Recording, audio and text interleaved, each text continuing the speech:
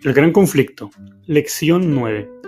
El fundamento del gobierno de Dios. Es importante entender que el objetivo de Satanás es desviar la atención de los seres humanos y la adoración que le rendimos a Dios y principalmente lo relacionado a la ley. La ley y principalmente el sábado van a ser el objetivo de Satanás para tratar de desvirtuar. Ahora, la lección de esta semana nos conduce en tres aspectos importantes. El primero, el santuario y la ley. ¿Qué conexión tienen estos dos temas o de qué manera se relacionan? Saben, en Éxodo 25, 16, Dios le dice a Moisés que él tiene que poner en el arca el testimonio que él le va a dar. En este caso, nosotros si leemos un poco más, sabemos que lo que Moisés posteriormente coloca allí son las dos tablas de la ley.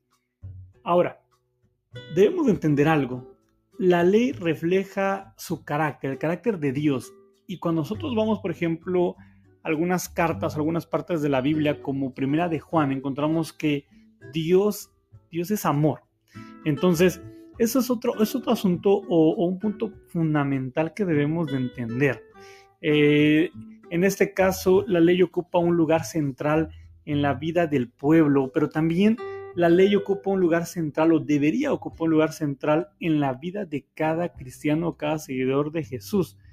En este caso, la ley ocupa el centro, está en el centro del tabernáculo, en el centro del santuario, no está en el lugar santo, sino está en el lugar santísimo, donde Dios descendía por medio de la Shekinah con motivo del trabajo o la labor del sumo sacerdote.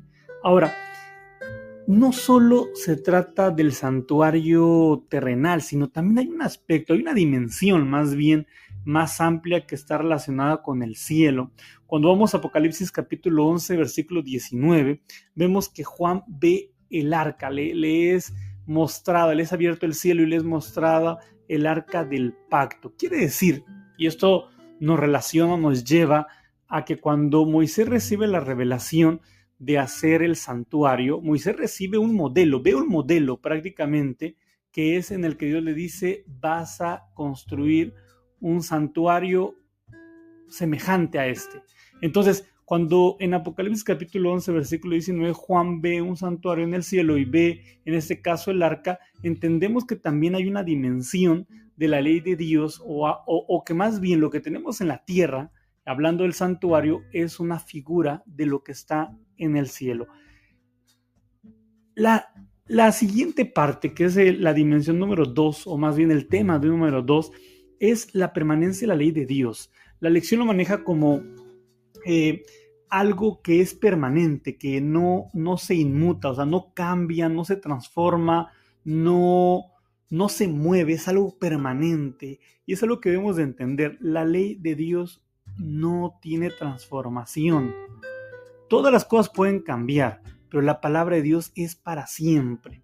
Ahora, esto nos conecta con lo anterior, con el primer punto, el primer tema que estábamos hablando con relación al santuario. La ley es permanente, hemos dicho.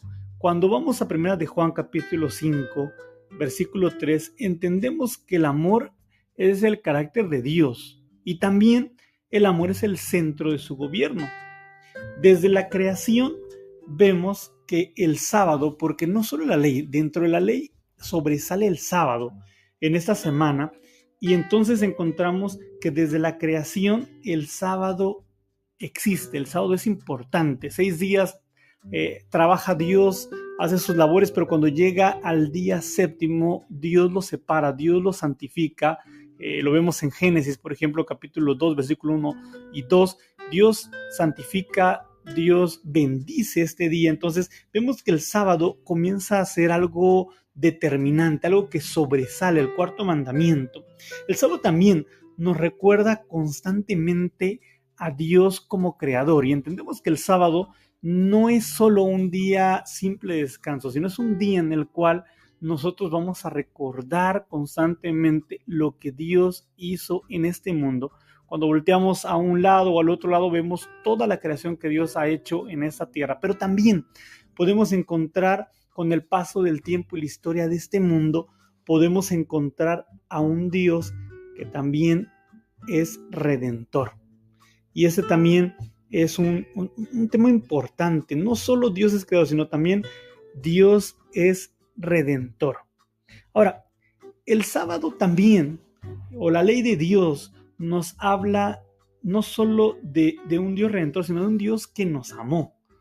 Un Dios que es capaz de hacer tantas cosas, el tener un plan muy concreto para la restauración del hombre, para rescatarlo del pecado. Es por eso que el sábado es un baluarte muy importante y muy valioso en realidad para nosotros como cristianos, porque nos conecta de manera directa, tanto históricamente como también de alguna manera emocionalmente con Dios y sus bendiciones. Ahora, también necesitamos entender algo. La ley de Dios y el sábado están desde el Edén hasta la tierra nueva. Cuando nosotros vamos viendo, la ley de Dios no cambia, sigue siendo la misma desde el Génesis hasta el Apocalipsis. ¿Cómo sabemos eso? Porque cuando llegamos, por ejemplo, al Apocalipsis, vemos que hay una vigencia, que hay que prácticamente la ley sigue vigente. Eso es lo que quiero referirme. La ley sigue vigente. La ley no ha cambiado, no se ha transformado. La ley es la misma. Y eso nos conecta con la última parte de la lección de esta semana, el conflicto por la ley. Bueno, ¿cuál es ese conflicto? Podríamos preguntarnos, hermanos, en esta semana, ¿cuál es ese conflicto?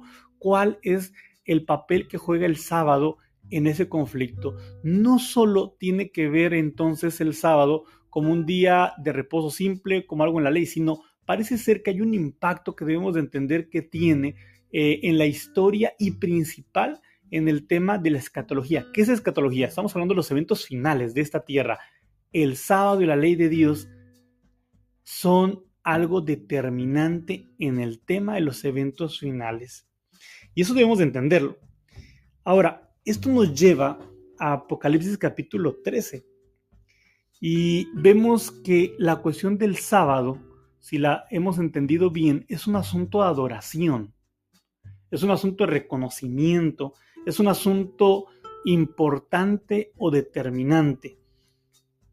Al final de los tiempos, el conflicto llega a un punto en el cual los seres humanos tienen que decidir a quién van a darle reconocimiento, a quién van a adorar, y en este caso estamos hablando de Dios o Satanás. Y entonces necesitamos entender eso. Satanás desde el principio quiso usurpar, quiso de alguna manera desafiar el gobierno de Dios. Este conflicto que nosotros lo vemos en nuestro cuerpo, lo vemos en nuestro día a día, pero que no vemos la dimensión que va más allá de nosotros. Hay un conflicto que se está librando, hay un conflicto que se está dando por nuestras mentes en un aspecto que no siempre vemos. Pero entonces vamos a Apocalipsis capítulo 13, que es la parte donde vamos a ver un momento importante en la profecía de los eventos finales. Hay una bestia. Bueno, más bien, hay una bestia que está en el mar, una bestia en la tierra, y entonces también está la imagen de la bestia. La lección de esta semana, y quiero poder hacer un poquito de énfasis en esta parte, la lección de esta semana, cuando nosotros la leemos, si nosotros lo hemos notado, hay un ligero error tal vez de redacción, y yo quiero poder enfatizar esta parte. Hay un error de redacción, pero que nosotros debemos de entender, de acuerdo a Apocalipsis capítulo 13, que la bestia que sale del mar es esta la que es equiparable con el cuerno pequeño. Es esta la que realmente hace o representa el desafío o la guerra de alguna manera para los creyentes. Y entonces, cuando vamos a Apocalipsis capítulo 14, versículo 12, vemos hacia qué tipo de creyentes, qué características son aquellos a los cuales tanto Satanás como la bestia, lo que representa en otro tema que tal vez en un momento lo vamos a abordar, lo que tiene que ver con el poder político y con el poder religioso, hacen una batalla hacia los creyentes. ¿Qué características tienen estos creyentes? Apocalipsis capítulo 14, versículo 12, recordemos que son aquellos que guardan los mandamientos y tienen la fe de Jesús. La marca de la bestia entonces, o la marca de Dios también, el sello de Dios, este momento no es con un chip, no es con un código de barras como muchas veces han enseñado. Eso no tiene un fundamento bíblico ni profético. Tiene que ver más bien a quién nosotros le vamos a dar el reconocimiento, a quién nosotros le damos la adoración, a quién nosotros realmente dejamos que sea quien gobierne nuestra vida, nuestra mente. Por eso recordamos que entonces Dios da un sello en la mente y Satanás da un sello, una marca en la mano también. Entonces necesitamos recordar algo importante en esto. La marca de la bestia, que representada en la Biblia como un número de hombre, 666, está hablando sobre la adoración, sobre ir contrariamente hacia el gobierno de Dios, y el sello de Dios está hablando sobre el recordar quién es el Señor de esta tierra, de la creación, de la redención y de la vida eterna. Es por eso que la lección termina con el mensaje de los tres ángeles. Recordemos, el primer mensaje es la lealtad y la adoración al Creador. Hace referencia a Dios como Dios, como verdadero, como aquel que creó, aquel que formó. El segundo ángel, recordemos que hace un llamado a dejar la falsa adoración. Aquellos que no recordaron, no reconocen a Dios, pero entonces hay un llamado a la falsa adoración, a dejar eso. Y por último, el tercer ángel nos hace un llamado al juicio. Hay un juicio que Dios está librando en este momento, que debemos de recordar. Yo quiero terminar con 3 preguntas, dejarlas en la mente de ustedes. La primera: ¿en qué lugar estamos del conflicto? Recuerden que aquí no hay una parte intermedia. Aquí estamos o del lado de Dios o del lado de Satanás. Y yo quiero preguntarte, ¿de qué lado estás tú? ¿En qué lugar del conflicto te encuentras? Número 2, ¿qué lugar ocupa la ley de Dios en tu vida? Más bien es una realidad la ley de Dios en tu vida. Tú estás dispuesto, tú estás dejando que Dios trabaje, que Dios obre para que tú puedas tener obras que de alguna manera reconozcan su nombre. Y número 3, ¿qué decisiones importantes tendrás que tomar después de lo estudiado en esta semana? Yo quiero animarte para que sigas estudiando, que el conocimiento no se quede como conocimiento, sino que te lleve cada día, cada semana, a poder tener un encuentro directo, personal, íntimo con Dios. Nos vemos hasta la próxima.